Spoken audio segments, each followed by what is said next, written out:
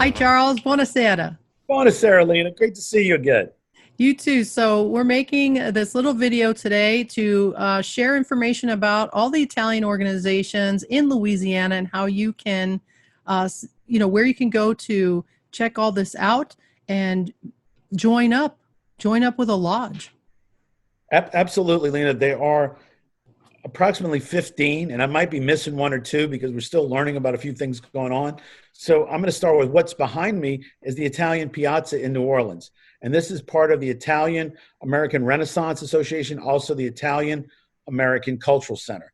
Frank Maselli runs this, and it's just fabulous. This is where there's a lot of events throughout the year. There's a great museum. You can get dual citizenship, book a trip to Italy, learn the language, do genealogy. There's just so much right here. This is a place where all the hub. This is the great place. Yes, and here is a link to their website. Perfect. And then with that, I would say I have a position that Frank's dad used to have, which he founded, which is the American Italian Federation of the Southeast. So all of these clubs come under the American Italian Federation of the Southeast, which has a website, aifed.org, for Italian American Federation. And you can find out there how to be involved with us. What we try to do is coordinate so we don't have people having an Italian event the same weekend. So we can all help each other out and do some other things that we need to have synergy for. Some of the oldest are the Society of Cefalu and the Society of Contessa Entellina. Those are two towns in Sicily, and they go back 130 years. They started out building mausoleums to the residents of that town would pitch in so they had a place when they died to be buried. And the beautiful mausoleums in St. Louis cemeteries for these Italians and in Metairie Cemetery has a whole row. And at the end of the row is where your dad is buried. So this is a great way to be in touch. And they have events throughout the year at the racetrack. They have an annual mass day. They have a luncheon. So it's a great way to stay in touch with people of those towns. They both have websites, and we can look them up online as well. Okay. And they've been around. They have great infrastructure. They always need new members because any Sure. organization needs new members. Right. But it'd be great to stay with honoring them. They also do an event on All Saints Day in Metairie Cemetery, which is really neat. And we ought to look at expanding that. So that their Yeah, website. that's a wonderful tradition that goes back to when I was a kid. I remember this. And yes, that needs to keep going. It does. And the Contessa Entellina people do a great job with that. And it's at their mausoleum. But if you look down the street, there's another half a dozen Italian mausoleums right there. Yes. So we all ought to be doing that, and then go to whether it's your mausoleum or your family tomb to thank our ancestors and do one day a year where we give thanks to them. So, Lena, one group is the Elenians, and the Elenians have been around for 85 years. They are amazing because they make the cookies. They do a Christmas pageant where they have girls that are presented at court, and it's really about women. They do the day at the races. They have something about once a month, either on the North Shore, there's a fashion show, or something on the South Shore. About 90 people that show up and turn out for these events to keep the Italian heritage alive. And as I watched mamas and grandmoms teaching cookie making to the granddaughters, it's really neat to see that. And then they obviously bring in everybody, but they are very much part of keeping our heritage together. And two other clubs which are great is the St. Joseph Marching Society. And they've been around for about 40 years, marching through the French Quarter on St. Joseph's Day of the week, the Saturday, either before or after. They have a big pasta feed of 500 pounds of pasta that they make at the Hilton, which goes to the poor. And the idea of St. Joseph's Day was thanks, and then the food would go to the poor. So they now are starting to do this all year round, where there'll be a pasta meal at St. Jude's or other places. They put on a fabulous parade. They have a Facebook page as well and a website. So you can go to them, and they black tie for the men. They have these floats where the younger females are presented as a court. And then they have a dance with like 500 people at the Hilton when this is over. And then you rode, Lena.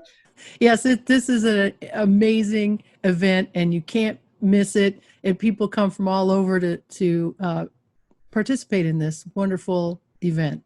Yes. And how was it being a Grand Marshal? Oh, I will never forget it. One of the most memorable experiences of my life, really. It is fabulous. It's just a good time. They have chariots in the parade, Yep. like the Roman Legion. It's just great. Now, and in Metairie, there's a bocce club. And the bocce club, they own their building. They have bocce typically on Wednesday nights in a league, and open night is Thursday. It's very inexpensive to be a member of that. They have a Facebook page as well. And I've played several times bocce with. They have also events are held there. It's just a great part of our tradition. And the great thing about bocce is if it's a rainy day in New Orleans or a hot day, anybody can play bocce at any age. So you can take your grandkid there to play with a grandparent, or you just have fun. And they got a good little kitchen in there as well. Yeah, it's really wonderful. And when I was a kid, bocce was just for the guys. So I never learned how to play. And I learned how to play at the bocce club and had such a great time. And it's just, they're a great group of people and I love them. Yeah, they are. They are. Lena, also in the New Orleans area, there's two great clubs. One of them is in Jefferson Parish on the East Bank. It's the East Jefferson Italians. And they actually, in the parade, that's the Jefferson Parish Irish and Italian Parade, they have a float every year. And they do a lot of stuff every month where they have a lot of activities. So they go to the casinos and do bus trips. So if you're looking for certain things like that, that's a great club to be part of. And on the West Bank, we have in Gretna, they have their own lodge, and you also have that great St. Joseph altar at St. Joseph Church in Gretna. So we've got clubs throughout the metropolitan region, a lot of great places to join. Now, if we go around the state, if we just start at Shreveport at the top and do like clockwise, the Shreveport Italian group has been around since the 1930s. It's probably the oldest organization in the state. And then they went through a period there during World War II when Italy was at war with America, where some of their names were changed to Progressive Men's Club. So they opened themselves up because they didn't want to be, they were dealing with the politics of Italy being at war with America. They started a group of about 6 clubs in the Northeast part, Monroe being one of them. Monroe is reforming right now as a lodge of the Order of the Italian Sons and Daughters of America, the St. Rosalie Lodge. And they still have altars. There's St. Joseph altars at the churches here, so that's a great way to be involved and help promote the St. Joseph altars. And if we go just a little north into Arkansas, is Sunnyside Plantation, the Italians of the Delta. 100 Italian, not Sicilian, 100 Italian families were brought there in 1895, and they still have events. They have a great marker. They have a museum, and they have amazing pasta feeds the first weekend in March every year, and then they have their anniversary deal in May of every year. And they have a lot of books that have been out about what happened to those 100 families and their descendants. It's amazing to be able to see the lineage of what happened in 125 years. And keep coming down, and then we'll get into Baton Rouge, which has their Festa, and I'll let you speak on that because you've been the talent there. A great group of Italians there, and they put on an absolutely beautiful festival. Everybody has such a great time. I've performed there several times at their gala the night before, and then the festival's the next day, and it's just wonderful. And they do it indoors in July, so you're not out in the heat, and really it's something not to be missed. It's a great celebration. It really is. And then just outside of Baton Rouge is Independence and Tickfaw. There's a little competition between those two towns. So now we have in Independence, we have the Sicilian Festival, and a couple of weeks later in Tickfaw is the Italian Festival. Oh.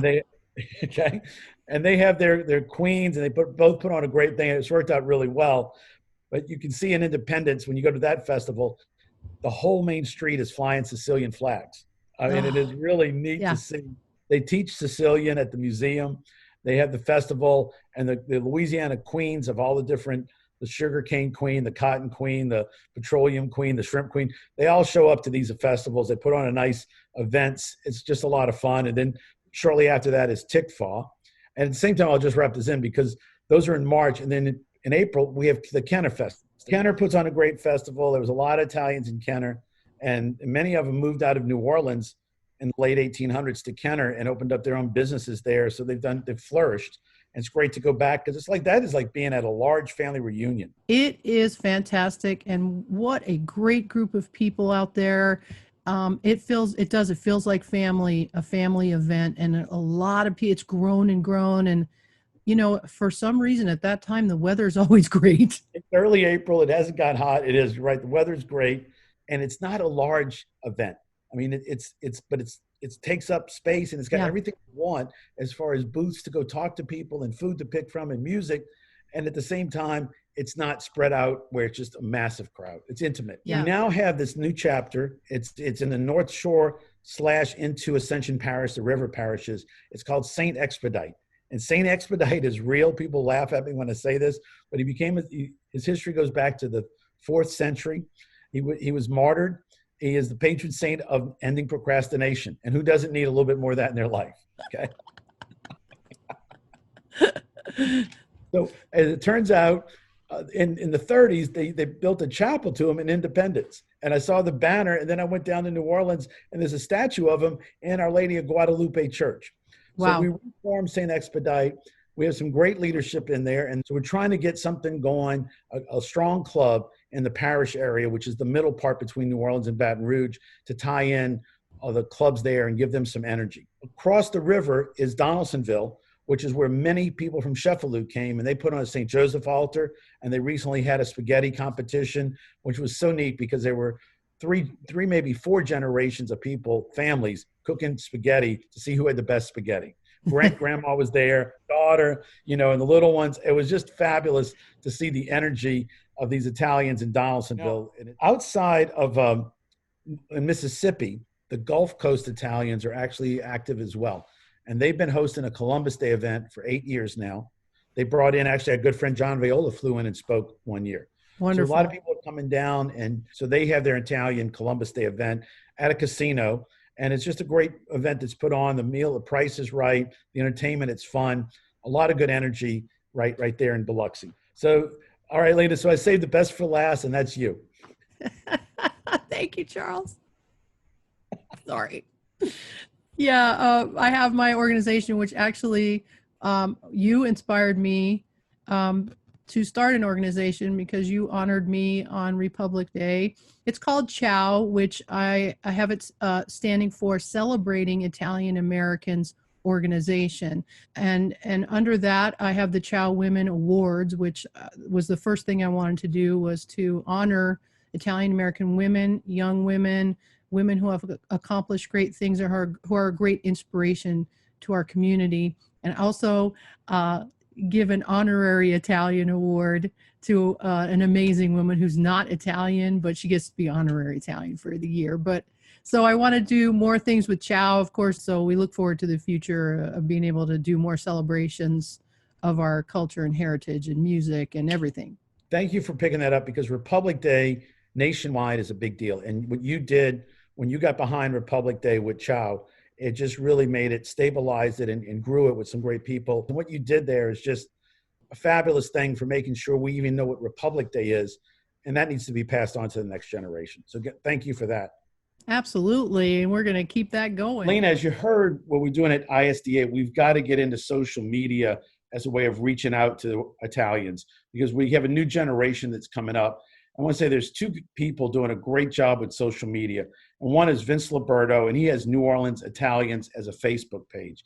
He's got over 10,000 followers on that page. Wow. And it's just great. Vince, he's got a lot of great energy, loves you. And, he's just a great guy. And he started that page, and it's just a lot of fun to be on social media, following nice things about Italian.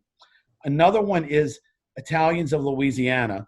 And they have 12,000 followers on that page. And they post, one of the hosts is called Jeff Scalia, and he calls it Muffalata Day on Saturday, and he'll show you how to make a muffalata every Saturday almost, and what he's doing. And then his partner in that is Rosemarie Militello, and she shows history.